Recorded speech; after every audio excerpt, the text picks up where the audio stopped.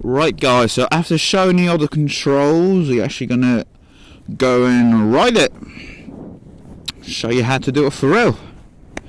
So no one already. So as I said, ignition, every bike is you're gonna turn to the right, wait for everything to load up. After everything is loaded up, some bikes you have to press the clutch to start it. Mine's actually one of them, so press the clutch in, start button, and the bike starts. It is a bit loud, so sorry if you can't really hear me. So as I said, so that's your main headlight. So if you press it on, a little blue light will come on, you know it's on, simple as that. That's your hazards, left indicator, right indicator, and your horn. So obviously this is your clutch on this side. So if you go to the right side now, you have your front brake, your kill switch, and your starter button. For controls, so on the right hand side you have your rear brake. You press that and that rear brake is locked for good. You go to the left hand side of the foot controls, it's your gear. So if I press the clutch in now and drop one down, so you hear like a little clunk noise, that means you're in first gear.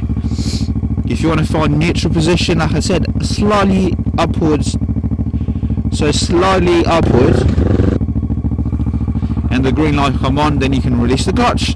Simple as that. Right, let's start. So right, to start moving off on a motorbike, to start I'll say forget about the throttle, press the clutch in and drop down to first gear. You hear clicking noise, the green light is gone.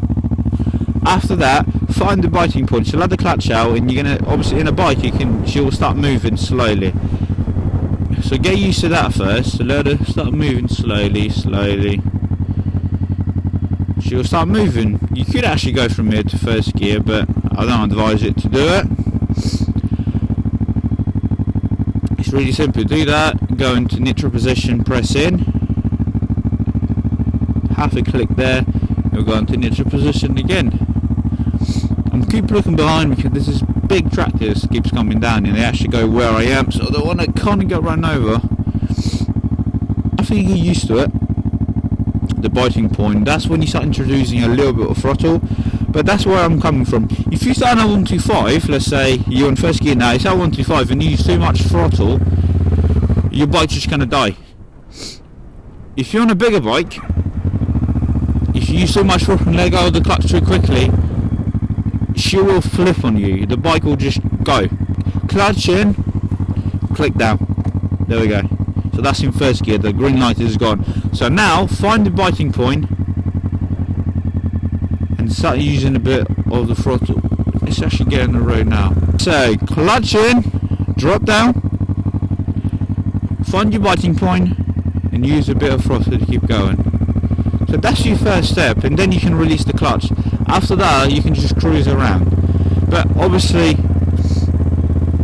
you're not going to be able to be in first gear for the whole period, because the faster you go, the more the rev goes up, and if you keep doing that, the engines blow up in their way. So what I usually recommend people to, when you're about 2000 RPM to 3000 RPM, clutch in and you go upshift. So that comes into second gear.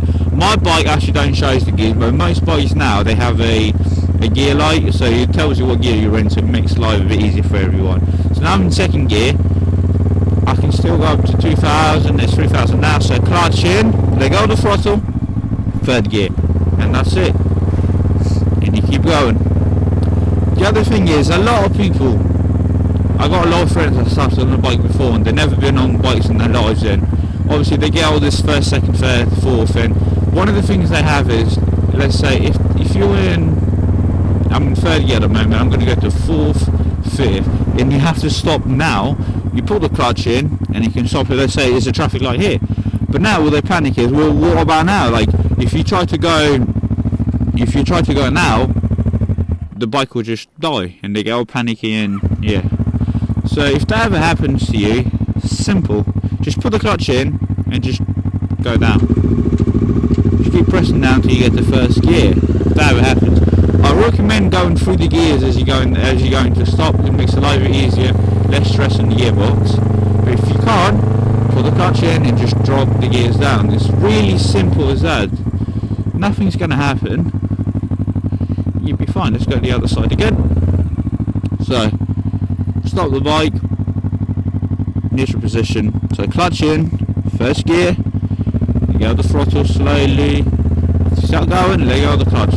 So now you change to second gear, let go of the throttle, clutch in, second gear, back slowly again on the throttle. Obviously you don't want to do it that slow, but after you get used to it, you go in, and everything goes smoothly. It's really simple, but it looks simple, it looks too simple, but when you actually do it for the first time while you're using a bike, yeah, it's a bit tricky. But to be honest, most people can learn how to ride a geared bike on the first day. Takes a few hours and that's it. Other thing is downshifting, right? So here, so get up to speed a little bit, and now you want to stop downshift. I usually give a bit of a throttle. It helps the engine prepare, because if you don't, you just do that, the engine will just go and you don't want that to happen. So what you should do is, if I'm going quick and I want to go down this, I rev it a little bit and I push it down. So it pretty much prepares the bike for when I'm downshifting. That's what I do. Some people do it, some people don't. In a way, you do what makes you feel comfortable. So same thing again. So I'm in first gear. You can see, you can hear the rev going up, so that means you want to change gears. So same thing, throttle off, clutch in, second gear. You go the clutch, throttle just a little bit, and you keep going. It's really simple, really simple. I do recommend getting a 125 for your first bike, because it's a lot easier. If there's any mistakes or you drop the bike and stuff like that, you're not going to worry too much, because yeah, it's a 125. But I'm not going to say it's going to save you money, because 125s tend to be more expensive than, bigger bikes. If you get a brand new 125, you're paying around, well, depends what, if you get a Chinese made, or say Lexus Moto and stuff like that, yeah, you're going to be paying around 2 to 3 grand, upwards a little bit, up to 5 grand, say, for a Chinese bike. Yeah, but then they look nice, they look good, they are perfect bikes, but then after a month, everything starts going chaos, everything starts breaking, there's this bolt, there's this thing that snaps, there's this, taken from experience. My first ever bike was actually like a little Vespa Chinese replica moped thing, and I loved it. I didn't care, I could go on the road, it was freedom for me at 16 years old, I loved it. Then after that, I went for another, I think I had a Lexus Moto geared bike, a little cafe racer thing. Still, like I said, it was great, couldn't say nothing about it, it was amazing. But then obviously after that I bought a Yamaha YZF 125, and that was a big difference. I had that bike for about 3 years, nothing broke on the bike, worked perfectly, it was fast. Up there now, I got a Kawasaki 650, best bike I've owned. I'm trying to upgrade it in the next few months for a better one, but we'll see how it goes. So let's go back to gear changing again. So really simple, same thing, clutch in, drop down to first gear, off the clutch slowly, throttle slowly as well, and you start to move. When you find that balance point, you can feel it there, you let go of the clutch and the bike goes.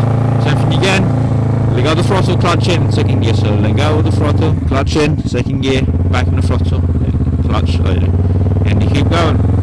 And you keep doing this again, so same thing again, let go of the throttle, clutch in, third gear, throttle, let go of the clutch.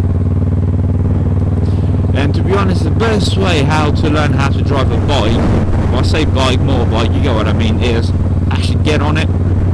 If you're going to do it, obviously you're not going to be able to do it on the road because it's illegal. If you have a private property or something like that, just try it. There's even places you can rent a dirt bike and go on a dirt road and wherever legally, and even they are made to crash them bikes. You're made to go on the floor. Just practice like that and you'll be fine.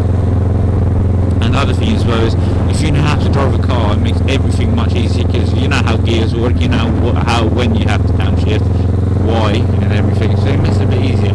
But to be honest, when I done my CBT when I was 16, I won for a moped, so there was no gears whatsoever.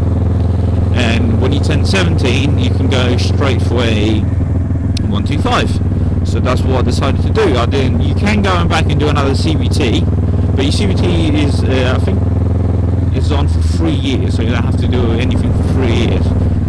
So at the end, when I turned 17, I bought this Lexan Moto Cafe Racer thing. It was gears. I had no idea how to ride gears in my life, and I was panicking, didn't know nothing what to do, so I thought, no, I'm learning by myself. Well, it'd probably be easy to do another CBT and they'll teach you how to ride gears, but, you know, the area that I live, as you can see, is really back roads, there's not traffic whatsoever, so I insured the bike, make sure everything was legal, and, you know, I went into this little areas because it's quite quiet, and I'll just start slowly. If I had £1 for every time I stall, let me tell you, I have probably H2 at the moment.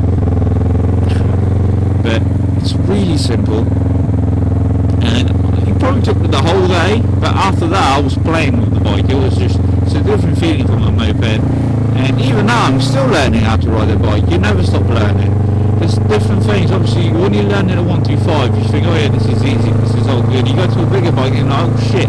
So on this bike now, because of the power, yeah, there's not, I say power, but like you can put this to any other, let's say 650 R6, this is a slow bike. But if you're doing 70 miles an hour, or, you know, if you go to a racetrack and do 120 miles an hour, you're trying to stop quickly, try to use that rear brain, nothing's going to happen, I can guarantee you that.